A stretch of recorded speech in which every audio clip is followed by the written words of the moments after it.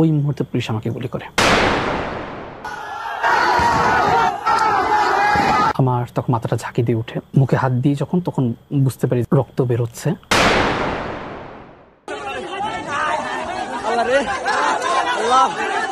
ওটি চলা অবস্থায় ডাক্তার আমার মাথায় বাড়ি পর্যন্ত মারে।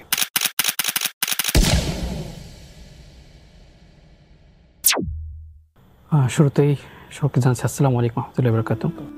আমি আহত হই মূলত 18 জুলাই জোরে ডাকতে থাকি যে আসলে আমরা থানা ঘেরাও করি। ওই মুহূর্তে পুলিশ আমাকে গুলি করে। আমার তখন মাথাটা ঝাঁকি দিয়ে উঠে, মুখে হাত দিয়ে তখন বুঝতে পারি রক্ত বেরোচ্ছে। আমার কাছে মনে হচ্ছিল যে হয়তো শহীদ হয়ে যাব। তখন বিশ্বাস হচ্ছিল না যে আমার চোখে গুলি লেগেছে। ডাক্তার চোখ খুলে বললো যে চোখে স্প্লিন্টার লেগেছে। বাম চোখটা শহীদ, ডান চোখে এখন আগে থেকে ভালো দেখি। শুরুতে খুবই ঝাপসা দেখতাম। রাজু ভাস্কর্যের দিকে আন্দোলনকারীদের উপর ছাত্রলীগ নৃশংসভাবে হামলা চালায়। একটা আপু হাতে একটা কাঠি নিয়ে দাঁড়িয়ে আছে, তার চশমা থেকে মুখ পুরো রক্ত ভরে গেছে। এই ছবিটা আমাদের বোনদেরকে আহত করে, এটা আমাদের আসলে সহ্য হয় নাই। এটা ছিল আমাদের ট্রিগার হওয়ার একটা কারণ।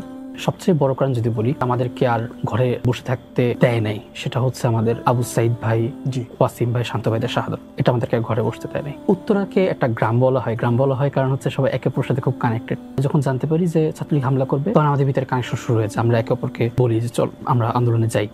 আমাকে যখন আগারগাঁওয়ের চক্ষু প্রযুক্তি হসপিটালে নেওয়া হয়, সেখানে ওটি চলা অবস্থায় ডাক্তার আমার মাথায় বাড়ি পর্যন্ত মারে।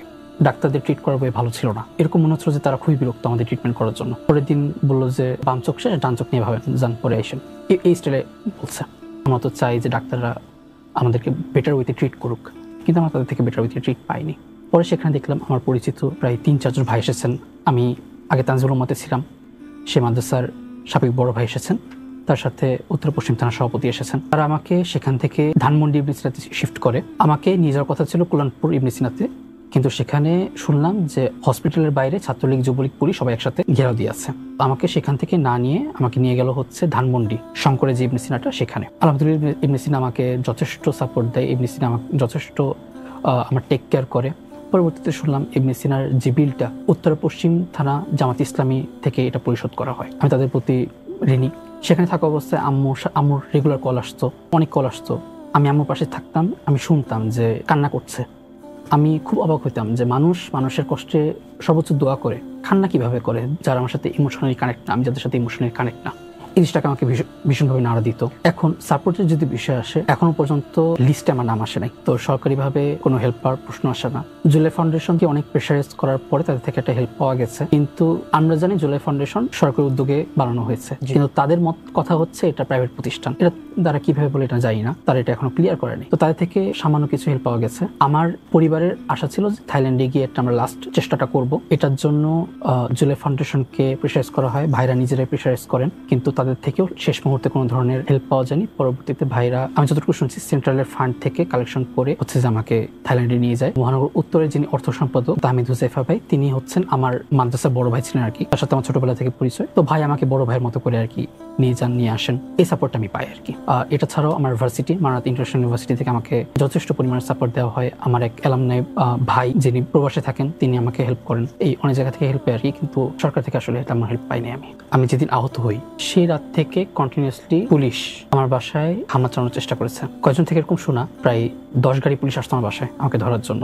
বাসার দারোয়ানদেরকে জিজ্ঞেস করতো আমার ছবি দেখিয়ে যে এই ছেলেটা মুসল্লি কিনা, এভাবে জিজ্ঞেস করতো। আমাকে না পেয়ে আমার স্যার এবং স্যারের ছেলেকে গ্রেফতার করা হয়। আমি ছোটবেলায় যে মাদ্রাসায় পড়েছি, ওই মাদ্রাসার একটা গ্রুপের চ্যাট লিক হওয়ার কারণে ওই মাদ্রাসার কয়েকজন স্যারকে গ্রেফতার করা হয়, যেখানে চ্যাটটা ছিল আমাকে নিয়ে, যে আমাদের ছাত্ররা আহত হয়েছে তার জন্য দোয়া করে। রাহাত কোথায় আছে এটার জন্য আমার সাথে গ্রেফতার করা হয়, হেনস্থা করা হয়। আমি যখন ইবনে সিনাতে ভর্তি, তখন আমার আম্মু আব্বু নামাজ পড়ছিলেন।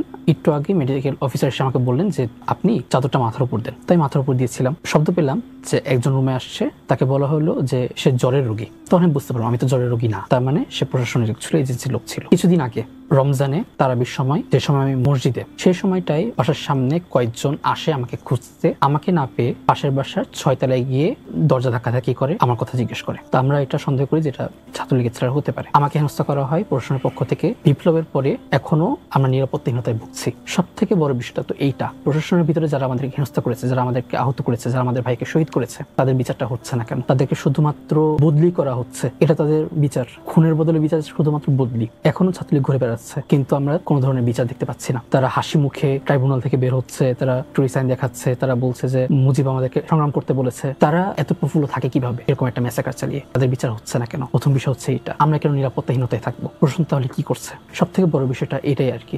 আমাদের লজিস্টিক সাপোর্ট কতটুকু দিল না দিল, এর থেকে বড় বিষয় হচ্ছে এটা যে গণহত্যার বিচার হয়েছে কিনা, আমরা যে সংস্কার চেয়েছি সেই সংস্কার কতটুকু বাস্তবায়িত হয়েছে।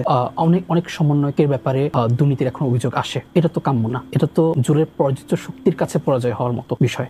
আমরা যারা আহত হয়েছি, আমাদেরকে আপনারা জুলাই যোদ্ধা বলেন, ভালোবেসে গাজী বলেন, কিন্তু অ্যাকচুয়ালি আমাদের নামটা কি? এগুলো এখন কিছু আসে নাই, জুলাই ঘোষণাপত্র আসে নাই। জুলাই ঘোষণাপত্র কারা করছে, কিভাবে করছে, এই বিষয়ে আমরা কিছুই জানি না। এক্সপেকটেশনের জায়গায় অবশ্যই অনেক আমরা হার্ট হচ্ছে। তারপর আমরা আস্থা রাখতে চাই যে এই বিষয়গুলো ইনশাল্লাহ 5 আগস্টের আগে যাতে ক্লিয়ার হয়, এই আস্থাটা আমি রাখতে চাই। এই প্রোগ্রামের মাধ্যমে এই আবেদনটা করতে চাই যে আমাদের এই দাবি দাওয়াগুলো, জুলাইয়ের যে আকাঙ্ক্ষাকে তারা যাতে পরিপূর্ণভাবে বাস্তবায়ন করে।